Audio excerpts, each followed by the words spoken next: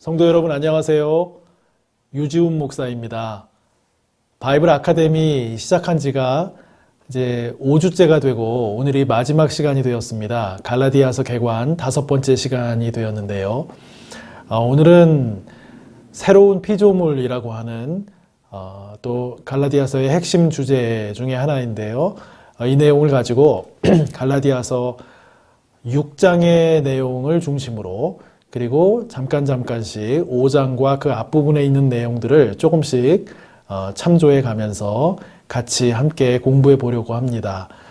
새로운 피조물이라고 하는 사도 바울의 마지막 그 6장 15절에서의 언급, 그 언급을 통해서 사도 바울이 갈라디아서를 쓰시면서 가지고 있었던 그 새로운 그리스도 안에서의 비전을 우리가 한번 생각해 볼 수 있고, 그것이 우리 개인의 또 공동체의, 믿음의 공동체의, 그리고 또 온 하나님이 창조하신 온 창조 세계의 어떤 비전을 또 말씀하시는 것인지 이렇게 생각해 볼 때에 갈라디아서의 그 복음의 깊이를 또 더 우리가 잘 이해하고 경험할 수 있게 될 수 있지 않나 이렇게 생각을 해보게 됩니다. 그래서 오늘 주제가 조금은 넓고 큰 주제이긴 하지만 사도 바울의 마지막 6장, 갈라디아서 6장에서 구체적으로 이것을 명시하시며 또 말씀하는 것을 볼 때 매우 소중한 그런 내용이라는 것을 생각하시면서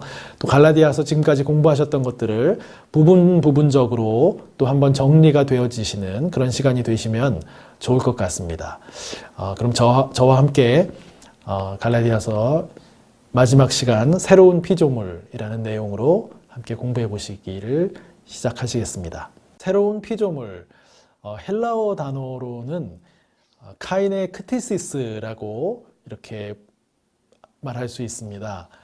새로운 그리고 피조물, 크티시스라는 말은 피조물이라는 뜻도 있지만 창조 자체를 말씀하기도 합니다. 영어 표현으로 크리에이션 이렇게 창조로 볼 수도 있고, 또 영어 표현으로 creature 해서 피조물, 창조된 것들 이렇게 생각할 수도 있습니다. 그래서 새로운 피조물, 카이네 크티시스 하면은 새로운 피조물 혹은 새로운 창조 이렇게 우리가 이해할 수가 있는 그런 어구입니다. 갈라디아서 6장 15절에 사도 바울의 말씀이 이렇습니다. 할례나 무할례가 아무것도 아니로되. 지금까지 우리가 갈라디아서 전체를 통해서 할례냐 혹은 무할례냐 매우 중요한 이슈로 다뤄왔는데 그 모든 것이 아무것도 아니로되 오직 새로 지으심을 받는 것만이 중요하니라 이렇게 말씀합니다.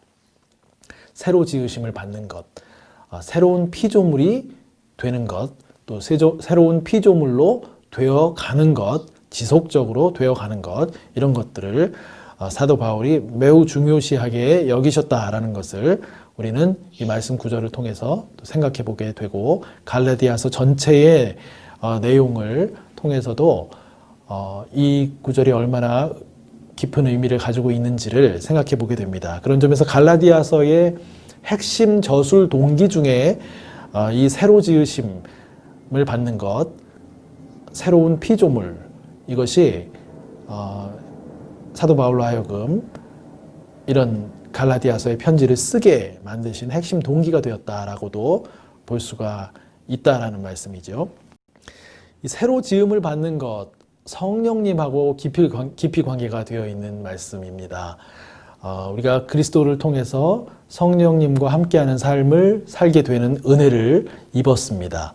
그런 삶을 통해서 계속해서 새롭게 되어져 가는 것, 믿음 안에 성장해 가는 것, 그것이 참 중요한 삶이 되었는데, 그것을 위협하는 다른 복음이 나타났다라는 것이 이제 갈라디아 지역 성도들의 문제였고, 사도 바울이 매우 예민하게 또 예리하게 바라보았던 그 당시의 그 지역의 문제점이었습니다.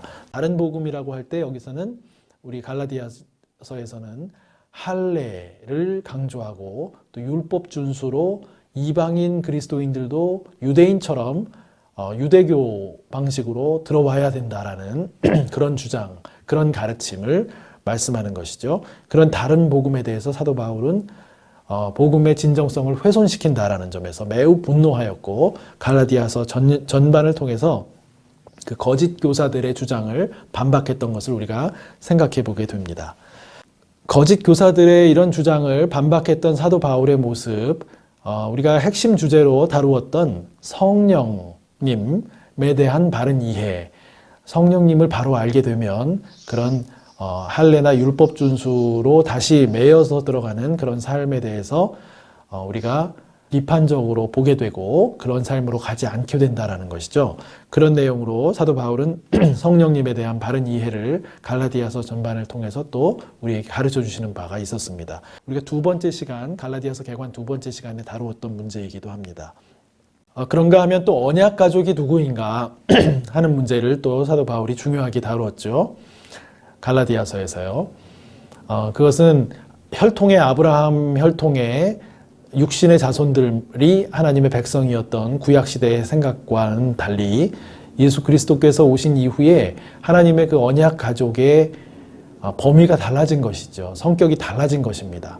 그것을 성령 안에서 깨닫게 된 사도 바울, 그 거짓 교사들의 주장에 대해서 언약 가족의 의미를 새롭게 함으로 인해 그런 거짓 교사들의 주장들을 반박하고 대응하는 모습을 우리가 갈라디아서를 통해서 볼 수 있고 또 배웠습니다. 또 성령으로 인도되는 삶, 그 삶이 육신을 쫓아 사는 삶하고 어떻게 다른가, 특별히 바로 지난 시간인데요. 그리스도인의 자유라는 제목으로 함께 공부했을 때에 새로운 피조물, 또 성령으로 인도받는 삶은 그 안에 그리스도인의 자유함이 있다라는 말씀을 함께 공부했었습니다. 그러한 것이 거짓 교사들이 강조하는 율법과 할례 준수의 삶에 매이게 되는 그런 삶하고 어떤 차이가 있는지 하는 것들을 사도 바울이 이야기하면서 자유의 삶으로 또 새로운 피조물로 되어가는 것이 제일 소중한 것이다라는 것을 굳게 붙잡고 또 갈라디아 지역 성도들에게 호소하고 있는 그런 편지를 우리가 계속해서 공부해가고 있는 것입니다. 이제 본격적으로 6장의 말씀 내용들을 조금 더 자세하게 한번 보면 좋을 것 같습니다. 갈라디아서 6장 11절 말씀을 보시면 이렇게 되어 있습니다. 내 손으로 너희에게 이렇게 큰 글자로 쓴 것을 보라. 이런 말씀을 하고 있습니다. 갈라디아서 서신을 사도 바울이 갈라디아 지역 성도들에게 보냈을 때 서신을 문서를 통해서 보냈을 때 그 문서 안에 어떤 큰 글씨로 사도 바울이 이렇게 서명 같은, 우리로 치면은 서명 같은 것들을 표시를 했다라고 우리가 볼 수가 있겠죠. 그것을 통해서 이 편지는 사도 바울 나의 친필이다라는 것을 보여주려고 했고 그 안에 바울의 진정성이 있다라는 것, 사도 바울이 친히 쓴 것으로 보증을 한다라는 그런 표시가 바로 이런 큰 글자로 쓴 것, 서명 같은, 우리 현대적인 표현으로는 어떤 도장, 편지의 인장을 찍어서 보내는 것 같은 의미가 있다라고 볼 수 있습니다. 그만큼 진정성 있게 호소한다라는 것을 부각시키는 그런 내용이라고 볼 수가 있습니다. 6장 12절과 13절에 보면 사도 바울이 이 거짓 교사들을 향해서 그들의 숨은 의도와 잘못된 점들을 아주 명확하게 지적하고 있는 부분들이 나옵니다. 그 안에 12절과 13절을 보시면 그 거짓 교사들을 육체의 모양을 내려 하는 사람들이다 이렇게 표현하고 있습니다. 그들이 억지로 갈라디아 지역 성도들에게 할례를 받게 하려고 하는 그 의도는 그들이 그리스도의 십자가로 말미암아 박해를 면하게 하려 하는 것뿐이다. 이렇게 표현을 하고 있죠. 이게 조금 설명이 필요할 것 같고요. 그 할례 받은 그들이라도 스스로 율법은 지키지 아니하고 너희에게 갈라디아 지역 성도들에게 할례를 받게 하려는 것은 그들이 갈라디아 지역 성도들의 육체로 자랑하려 합니다. 이렇게 이제 표현합니다. 제가 조금 이렇게 표현을 알기 쉽게 이렇게 표현을 해드려 보았는데요. 여기 보시면 그 거짓 교사들이 왜 할례를 강조했을까 했을 때 우선은 그리스도의 십자가로 말미암아 박해를 면하게 해주는 효과가 있었다. 이 말이 무슨 말씀인가 하면 조금 배경 설명이 필요하실 것 같습니다. 당시에 갈라디아 지역은 여러분들이 첫 시간에 우리가 지도를 통해서 이렇게 잠시 보았을 때 이제 이해하셨듯이 지중해 연안의 한 지역이었죠. 터키 지역에 조금 더 동쪽으로 간 그런 지역이라고 볼 수가 있는데요. 그 지역은 전반적으로 로마 제국의 통치하에 있던 지역이었습니다. 당시 1세기 로마 제국은 세계의 최강국이었고 로마 황제를 숭배하는 그런 기본적인 개념이 모든 사람들에게 있었던 그런 시대였습니다. 그런데 그 로마 지역의 여러 민족들 가운데 유독 유대인만은 로마 제국에서 황제 숭배에 참여하지 않더라도 유대인들의 삶의 양태를 로마 제국도 어느 정도 이해하고 있었기 때문에 하나님을 섬기고 또 유대 율법을 지키는 그들에게 황제 숭배는 그들이 하지 않는 일이라는 것을 이해하고 있었기 때문에 또 유대 문화를 존중하는 그런 면도 로마 제국 안에 자리를 어느 정도 잡고 있었던 것 같습니다. 그래서 유대인들은 그런 황제 숭배에서 어느 정도 면제되는 그런 부분들을 있었다라는 것을 당시 로마 역사가들의 기록들을 통해서 우리가 확인해 볼 수가 있습니다. 아마도 그런 점이 이 갈라디아 지역에도 적용이 되었을 것으로 학자들은 그렇게 보고 있습니다. 그래서 그리스도인들이 십자가의 예수 그리스도를 믿고 그 복음을 전파하는 그리스도인들이지만 율법을 따르고 율법을 준수하는 그런 할례를 받고 하는 유대인과 같은 모양을 같이 갖추고 있다면 로마 제국으로부터 박해를 받는 이를 피할 수 있다. 이것이 이제 하나의 갈라디아 지역 성도들을 향한 하나의 유인책이었다라고 볼 수가 있지요. 거짓 교사들이 할례를 받으라고 강조하면서 그렇게 되면 박해받는 일에서 면할 수가 있다는 것을 강조했다라고 볼 수가 있습니다. 또 한 가지는 그 유대주의자들, 그러니까 율법 준수를 갈라디아 지역 성도들에게 강요했던 그 사람들이 결국 의도했던 것 중에 하나는 유대주의가 매우 우월하다라는 것을 그 갈라디아 지역 성도들이 받아들이게 함으로써 갈라디아 지역 성도들과의 관계에서 어느 정도 우월한 입장을 유대인들이 또 유대 그리스도인들이 가지려고 하는 그런 의도가 있었다라고 볼 수가 있다는 것입니다. 13절 후반부에 그들이 너희의 육체로 자랑하려 함이라 라고 하는 것이 바로 그런 말씀이 되겠습니다. 할례를 이방인이면서도 임에도 불구하고 할례를 받게 함으로 유대교가 더 우월하다라는 것이 거기에 이제 나타나게 되어서 뭔가 그 안에 같은 그리스도인이 되었으면서도 우월하고 열등한 관계가 그 안에 있게 하려는 그런 의도가 다분히 있었다라는 것을 사도 바울이 지적하면서 그것은 복음의 진정성을 해치는 일이다. 이렇게 명확하게 사도 바울이 선을 그었던 것으로 볼 수가 있습니다. 유대인과 이방인, 자유인과 종, 남자와 여자 간에 그리스도 안에서 차별이 없다라고 하는 경계선이 없다라고 하는 그 사도 바울의 복음의 진리 그 부분을 이 거짓 교사들이 복음의 진정성을 훼손하고 있었다라는 것을 사도 바울은 계속해서 지적하고 있는 것으로 볼 수가 있습니다. 자, 이와 관련해서 갈라디아서 5장 12절 말씀을 보면 우리가 조금 더 사도 바울이 거짓 교사들을 얼마나 신랄하게 비판하고 있는지를 살펴볼 수가 있습니다. 자, 이와 관련해서 갈라디아서 5장 12절 말씀을 보면 우리가 조금 더 사도 바울이 거짓 교사들을 얼마나 신랄하게 비판하고 있는지를 살펴볼 수가 있습니다. 5장 12절 말씀을 보면 너희를 어지럽게 하는 자들은, 여기서 너희들은 갈라디아 지역 성도들을 말씀하고요. 갈라디아 지역 성도들을 어지럽게 하는 자들은 이제 거짓 교사들을 이야기하겠죠. 스스로 베어버리기를 원하노라 이렇게 말씀을 하고 있습니다. 이 말씀은 할례하고 관련해서 조금 더 생각해 볼 부분이 있는데요. 할례는 남성의 성기의 겉면의 표피를 잘라내는 그런 의식이었다라고 볼 수가 있지요.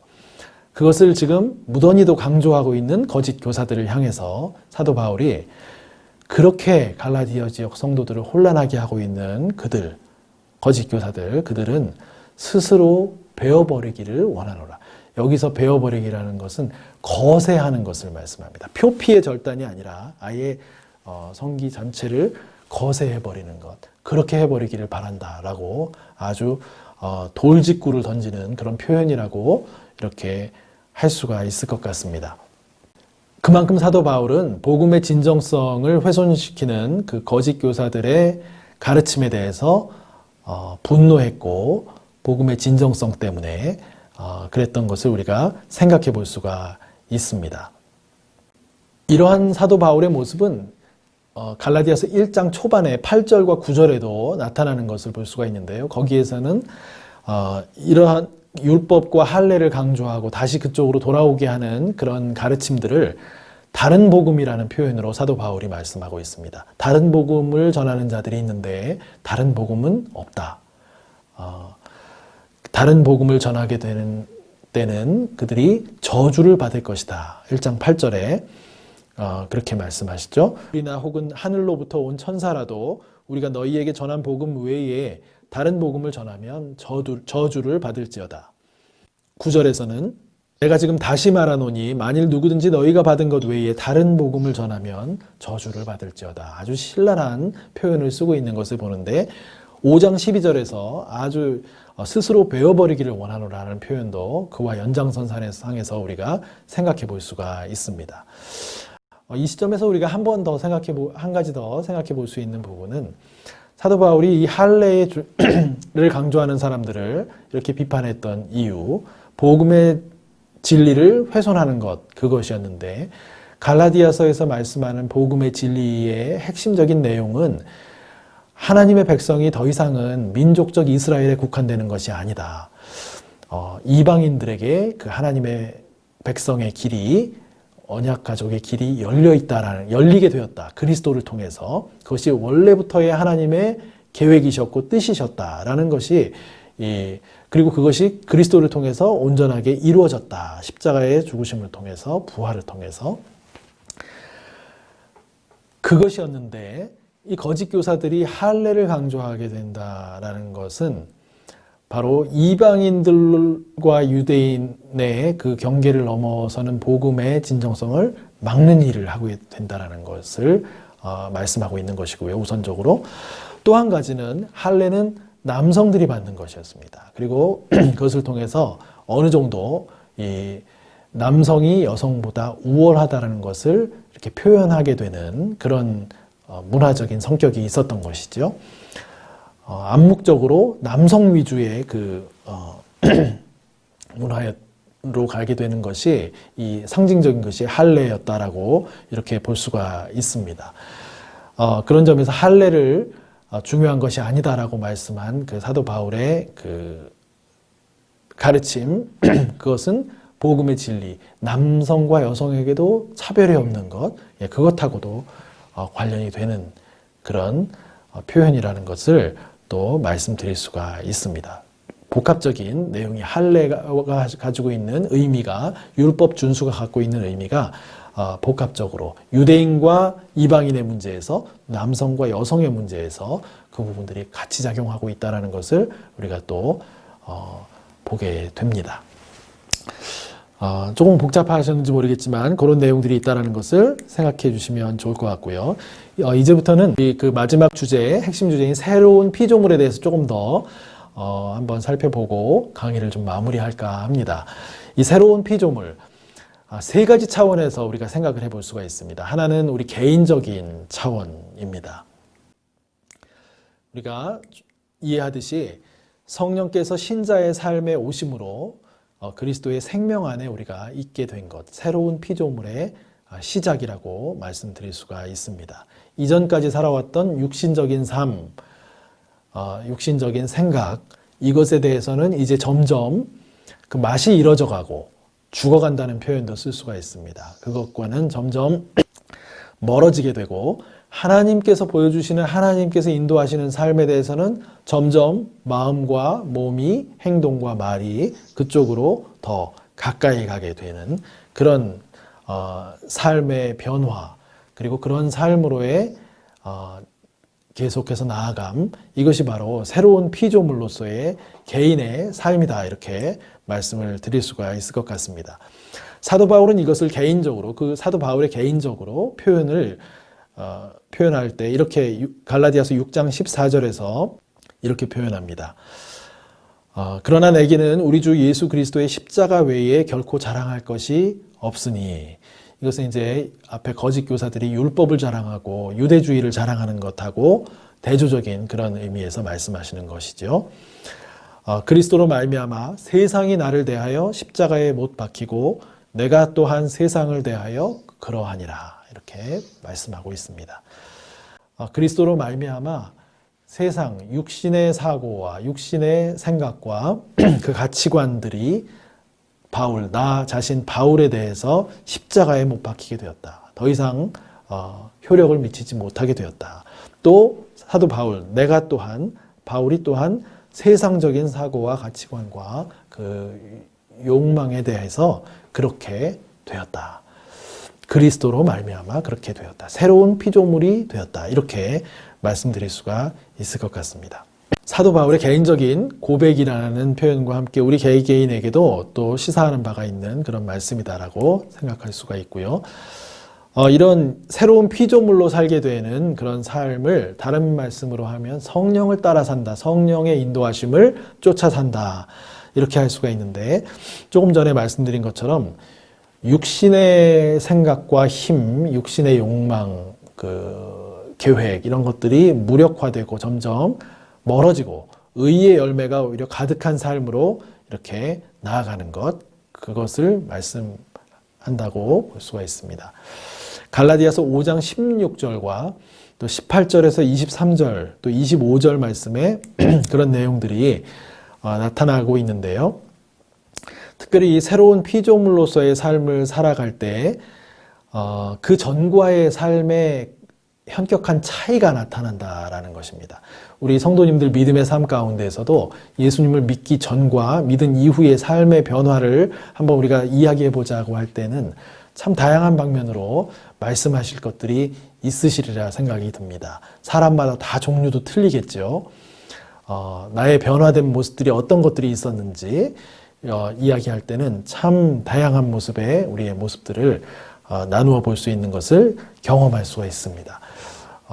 교구에서나 목장에서나 또 어떤 수련회나 이런 기회를 통해서 우리가 이런 시간들을 갖게 되면 참 은혜를 나누고 깊이 있게 교제할 수 있는 시간들이 되는 것을 언제나 경험하게 됩니다. 갈라디아서 5장 18절에서 23절 말씀에는 그 변화되기 전과 또 변화된 후에, 그리고 변화된 이후에 계속해서 나아가야 될 삶의 지향점으로서의 그 삶의 방향에 대해서 대조적으로 비교가 될 수 있게 설명을 해주고 안내를 해주고 있는 것을 보게 되는데요. 새로운 피조물로 되기 전에 그 육신적인 삶에서는 분명하게 나타나는 일들이 이제 이렇게 사도 바울이 열거를 하고 있습니다. 음행, 더러운 것, 호색, 우상숭배, 주술과 또 원수 맺는 것, 또 분쟁, 시기, 분냄, 당짓는 것, 분열을 하는 것, 또 이단, 투기와 술 취함, 또 방탕함, 이런 것들이 그리스도를 알기 전, 그리스도 안에 있기 전에 육신적인 삶을 쫓아 살던 우리의 인간의 기본적인 삶의 방향성의 특징들이다, 이렇게 말씀해 주고 있습니다. 그런가 하면 새로운 피조물로서의 삶, 성령을 쫓아 사는 삶, 성령의 열매를 맺어가며 사는 삶, 그것은 우리가 잘 아는 그 성령의 9가지 열매를 맺어가는 삶이다라는 것을 갈라디아서 5장 23절, 22절, 23절에서 또 말씀하고 있는 것을 우리가 잘 알고 있습니다. 참으로 대조적인 그런 삶의 모습들이라고 볼 수가 있죠. 이런 성령의 열매 맺는 삶으로 지속적으로 나아가기 위해서는 성령님과의 지속적인 관계 맺음, 또 교제가 있어야 된다는 것, 그것이 우리로 하여금 성령의 열매를 맺는 그런 새로운 피조물로서의 삶으로 갈 수 있는 힘을 주시고 또 능력을 주시고 안내를 해 주신다라고 우리가 생각할 수가 있는 것이죠. 그렇기 때문에 성령님 안에서의 성령님과의 교제의 삶이 중요하다라는 것이고, 그것이 우리에게 그리스도인의 자유함하고도 밀접하게 관계가 되어 있다는 것을 또 지난 시간에 우리 함께 공부를 했었습니다. 성령의 9가지 열매 가운데에는 이 자유함이 들어있지 않지만 오히려 그 기본 기저에 성령님이 계시기 때문에, 성령은, 하나님의 영은 자유의 영이시기 때문에 그 자유의 영이 인도하시는 성령의 열매로의 인도함 받는 삶, 그런 삶을 우리가 살아가게 되는 은혜가 있는 것이고, 또 그 삶을 살아갈 때, 그 성령의 열매를 맺어갈 때 그 자유의 삶이 더 커지게 되는 그런 은혜의 삶으로 우리가 이미 들어왔고 또 계속해서 그 삶으로 초대받고 있고 부름받고 있다라는 것을 지난 시간 또 공부하면서 함께 나누었던 기억을 다시 한번 생각해 봅니다. 네, 이런 내용들은 단지 개인에게만 국한되는 내용은 아닙니다. 우리가 새로운 피조물을 생각할 때 이것이 개별적으로 나 한 사람의, 우리 믿음의 사람 한 사람의 삶의 상태를 새로운 피조물로 생각하는 것이 있지만, 개인에게만 국한되는 것은 아니고 믿음의 공동체, 우리 공동체로서도 새로운 피조물로서의 공동체의 삶이 있다라고 이해할 수 있다라는 것이죠. 아브라함의 후손, 혈통을 통한, 할례를 통한 아브라함의 후손의 하나님의 백성이 아니라 이제는 믿음의 자손이, 믿음의 백성이 하나님의 참 백성이 된 것, 하나님의 자녀가 된 것, 그것을 우리가 생각해 볼 수가 있고요. 그 공동체로서의 삶도 성령을 따라 살아가는 삶이 될 때 그 공동체가 맺는 성령의 열매들이 있게 된다라고 생각해 볼 수 있습니다. 그 공동체도 역시 성령 안에서 성령의 열매를 맺는 삶으로 지속적으로 성장해 나가는 하나님의 백성 공동체가 된다라는 우리가 생각을 할 수가 있다라는 것이죠. 사도 바울에게는 이런 개인적으로나 공동체적으로 성령으로 사는 삶을 배양해 나가는 것, 그것이 중요했습니다. 아주 그것이 소중한 가치였습니다. 그래서 갈라디아 지역 성도들이 개인적으로 무너지는 것을 너무 통탄스럽게 여겼고, 또 갈라디아 지역 성도들이 믿음의 공동체로서 복음의 진리로부터 멀어지고 무너져 내릴 것을 심히 걱정하면서 사도 바울이 그 부분에 대해서 거짓 교사들을 향해 강력한 비판과 심지어 저주를 퍼부었던 것을 우리가 생각해 볼 수가 있습니다. 갈라디아서 4장 19절을 한번 보시게 되면 그 사도 바울의 마음이 다시 나타나는 것을 보게 됩니다. 나의 자녀들아, 너희 속에 그리스도의 형상을 이루기까지 다시 너희를 위하여 해산하는 수고를 하노니. 다시 갈라디아 지역 성도들이 이렇게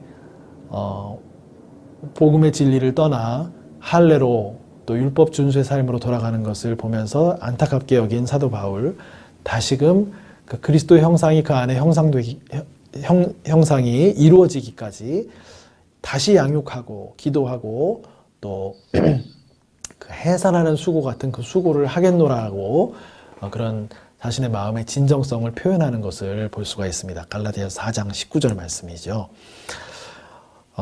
사도 바울에게는 오늘 핵심 주제인 구절인 6장 15절 말씀처럼 할례나 무할례가 아무것도 아니로되 오직 새로 지으심을 받는 것만이 중요하기 때문에 그랬던 것입니다.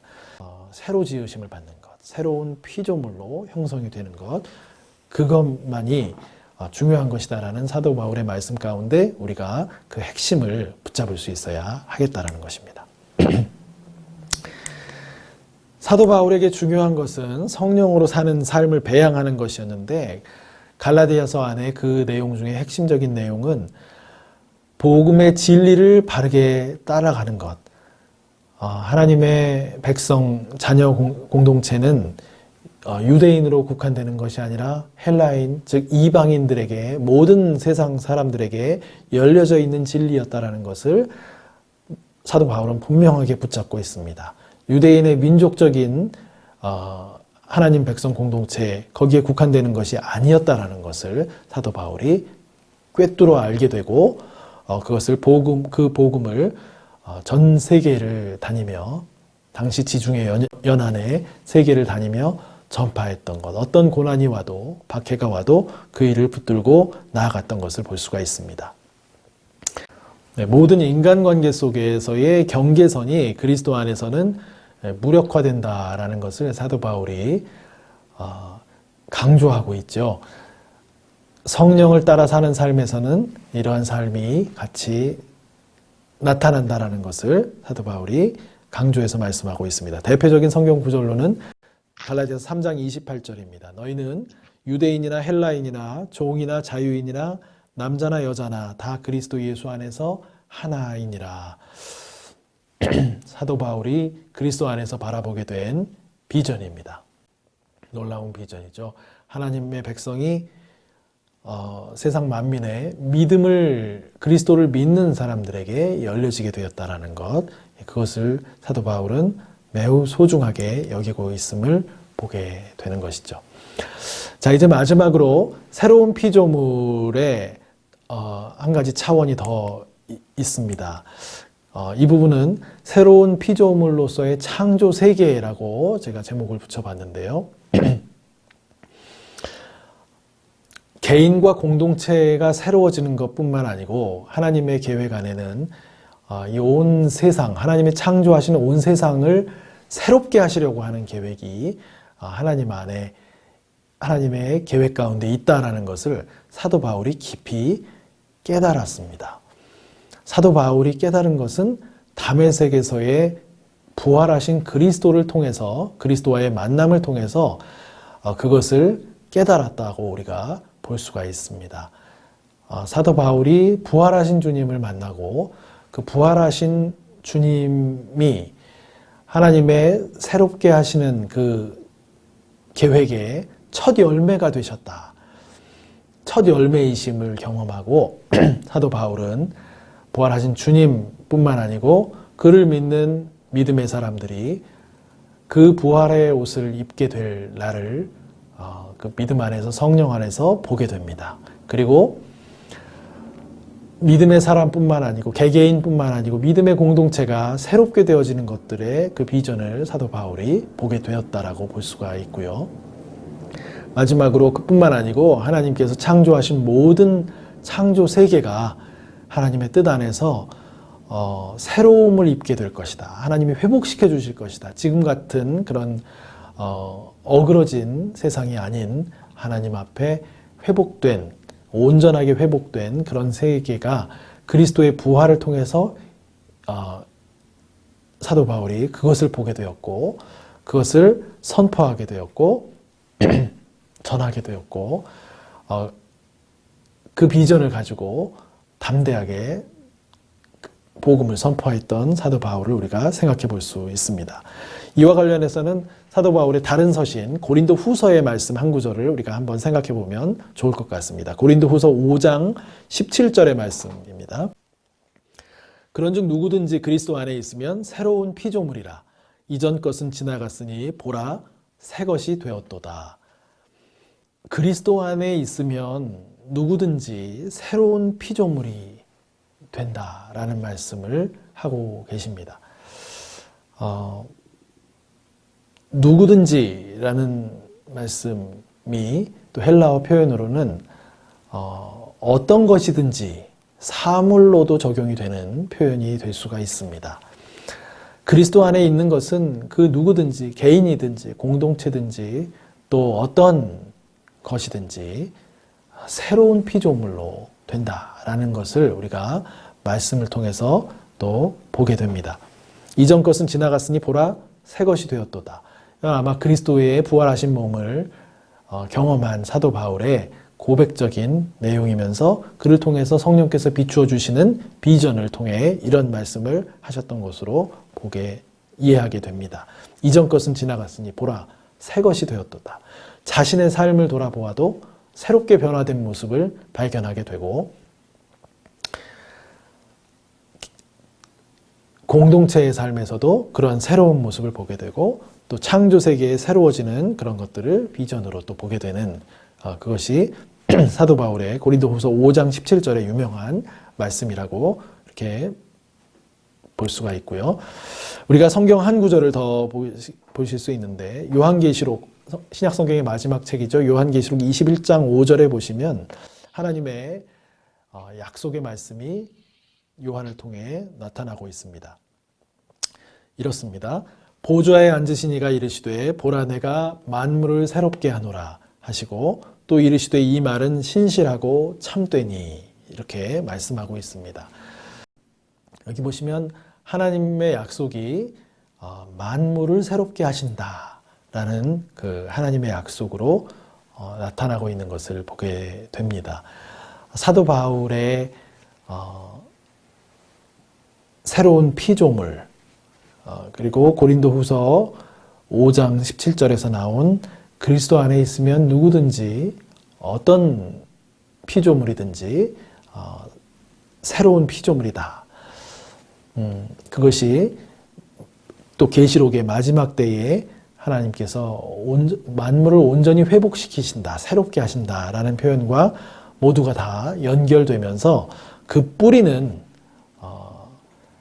사도 바울 그리고 그 외에 다른 우리 사도들이 경험했던 부활하신 예수님의 몸이셨다. 또 부활하신 예수님을 만나고 그것을 통해서 개인과 공동체와 온 세상 만물이 새롭게 된다는 것을 사도들이 경험하고 그것을 모든 것을 다해 그 복음을 전했던 것으로 우리는 이렇게 이해할 수가 있는 것이죠.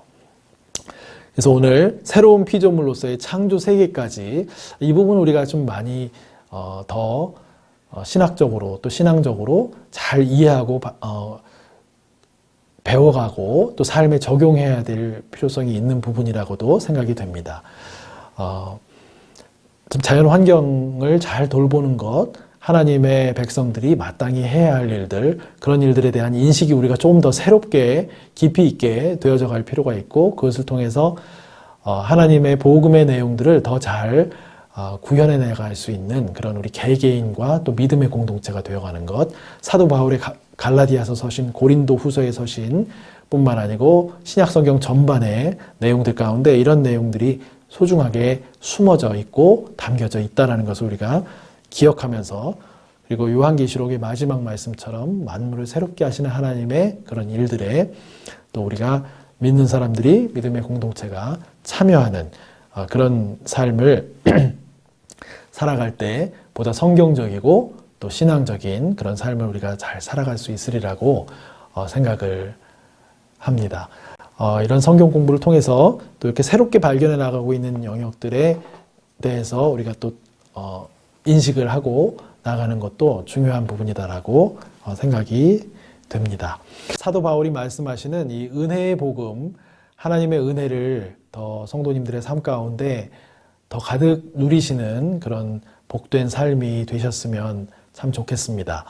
우리가 이 사도 바울이 말씀하시는 이 하나님의 은혜를 더 깊이 깨달아 알아가고 또 그 은혜를 누리는 삶 가운데 그리스도인의 자유함을 더 깊이 경험해가고 하는 이 복된 삶을 갈라디아서를 통해서 배우고 또 생각해보고 또 우리 삶의 경험들과 이렇게 연결시켜보는 그런 일들을 했습니다. 근데 우리가 한 가지 기억할 것이 있습니다.